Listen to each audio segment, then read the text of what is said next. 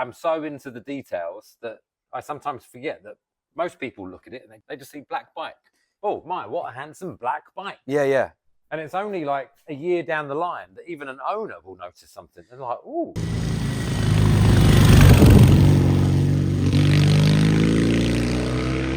Name of the bike owner? Eric's bike. Eric's bike, take one. Eric's bike, take one. Okay. You know, Eric's bike's been in my life for 10 years, maybe? Oh, wow. Yeah, he's been around. He told me he had an Evan Wilcox gas tank. He's a British guy who builds aluminum gas tanks. Super cool. Yeah. Weightless. This is not an Evan Wilcox gas tank. Needless to say, I now have the Evan Wilcox gas tank. The one that Eric had was a tribute to the RS54 gas tank. Anyway, long story short, this is the third time that we've built Eric's bike, and he saw Palmer's Ultimate Cafe. He saw it being built. He was there for it, fell in love with it at the time. He wanted the ultimate out of his bike on the caveat that he could have clip-ons. Clip-ons meaning? These handlebars that clip onto the forks, as opposed to a riser with a handlebar up here. Okay. He's really tall. 6'5", maybe? 6'6"? Yeah. 6'7", maybe? Guy's wow. giant. Wow. And he rides like a prawn. Like, he finds it most comfortable to curl up.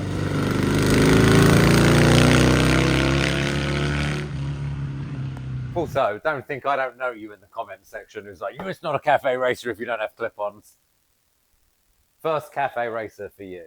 We put a gel insert in the Alcantara covered seat. Anti-fatigue. Yeah, it's like I'm sure I've got one. We'll speed this part up. And whilst we're waiting, this is Roughchild's YouTube channel. Please subscribe and tell us you like it. Oh, hello. I found it. It's like a 90s boob. It's like a 90s boob. Yeah, check it out. Oh, you wouldn't know. There's one of these in there. What colour is it? What colour's what? What colour is the black bike? Yeah. No, it's black. Are you asking me if it's Avis black? Well, I'm just asking you. Yeah, what colour is it? all the black. We use Avis black. I judged a motorcycle show. Yeah. What was it called? The Golden Bolt. There was an entrant there. We were judging his bike, and he was there listening to us talk. He was a painter, and he said words that have just haunted me forever since. He's like, powder coat is for park benches. Huh. Ever since he said it, I can't look at a powder coated frame the same way. If you paint the frame, it looks so much better. It looks $1 million. What engine is it? This is a 900cc. Yeah. Single spark. Yep. Rebuilt engine. Okay. So it's stock. Pretty much a stock rebuild.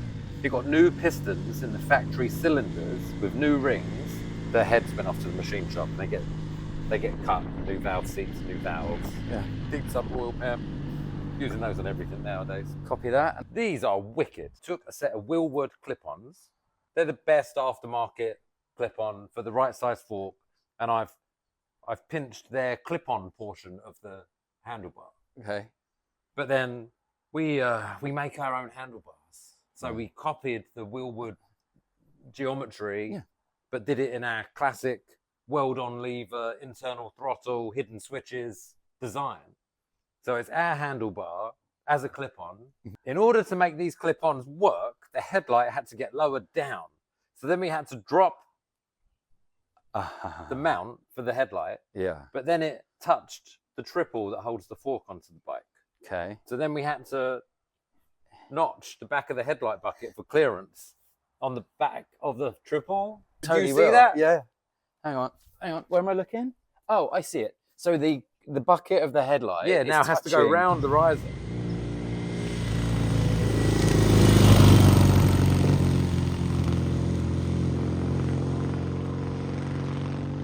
Let's talk about the rear subframe on this bike. I designed a subframe a long time ago and used it on a lot of bikes. That was like the formula. Then was approached by a retailer to supply them, and they were going to sell my parts branded like by the Roughchild subframe kit. Yeah.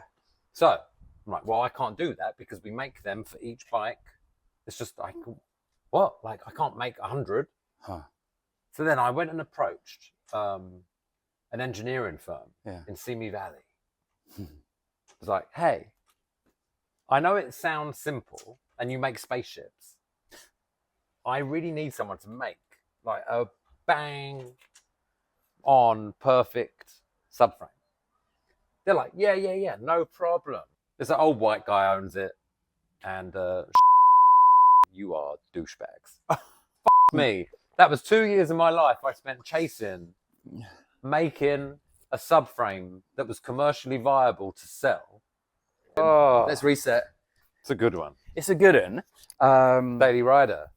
He rides it every day. Well, he hasn't taken it yet. Oh no, but he hasn't taken it with a working gearbox. Yeah, right. He had a self-destruct one. Oh my goodness. So, what's your favourite part of the bike? Oh, no. What I love about this bike is that it's a culmination of Palmer Ultimate Cafe Racer was my vision of the Ultimate Cafe Racer. And then Eric saw that bike and he was like, oh, this is my vision of the Ultimate Cafe Racer. But it's Eric's version. And I love that it's not just a rinse and repeat of the Ultimate. It's Eric's own one. And he begged me from day one. He was like, put the headlight lower. I want low. I was like, I don't know how I'm going to do that, dude. Like, there's a Snoopy badge. Yeah, and I noticed when we're filming, there's a bit of excess badge that can go away. How did that conversation start? So, these Showa GSXR forks have an extra tab on them that I don't use that's from the factory fender on the original bike, which is down here. This one is occupied. This one is still there. It's empty. And it really offends me that it's empty. Yeah. So I'd always thought in the back of my head, on this resurrection, we should have a badge. What's it going to be? It has to be something that means something to Eric. And with the oil pan, it's got his name on it already. And it didn't before. So it says hand built for Eric. Yes, great. The Snoopy badge came about because when he came to check in on progress of the bike, he was wearing this watch, which is a Timex with Snoopy on it. But I said to him, I was like, oh, we've got a bunch strap. What you got on that? And he was like, oh, it's my Snoopy watch. Try it on. So I tried it on. He was like, wow, it looks so cool on you. Keep it. It's yours. I don't know how to feel about that. That's very nice of you. Yeah. So no. It's your watch. So I'm holding the watch and I'm around the bike and I'm like, ooh, leather strap. Let's put it on the riser of the bike. Yeah. Oh, and it's a Snoopy face. That's the whole point of the story, isn't it? Yeah. It's got Snoopy on the watch. So he's getting his watch back.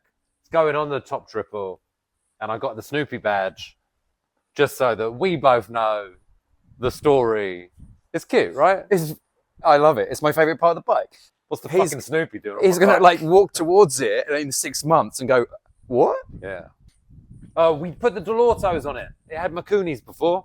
Okay. These are Delorto carburetors, also seen on Palmer Palmer. I'm on autopilot. What is that? Palmer Ultimate Cafe Racer. It had Delortos. Why don't they ever do like telling you how much petrol is how much gas is in the tank? Well, modern bikes they do because you need the sender in the tank to report to the gauge how much fuel is in the tank. Yeah. They don't have a sender in the tank. This is just a big can of gas, and you've got gas taps that you turn on. Yeah. When it's running low on gas, the bike starts stuttering. It's like, blah, blah, blah. And you think, oh, fucking Roughchild, the bike's broken again. And then you flick one up, and you go on reserve. Yeah. And the bike goes, oh, it's back on again. And you ride to the nearest gas station. And if you can't find one, and you start spluttering again, you flick on the other reserve, and you go looking for the gas station. If you haven't found one by then, you are shit out of luck. What about the light setup in this bike?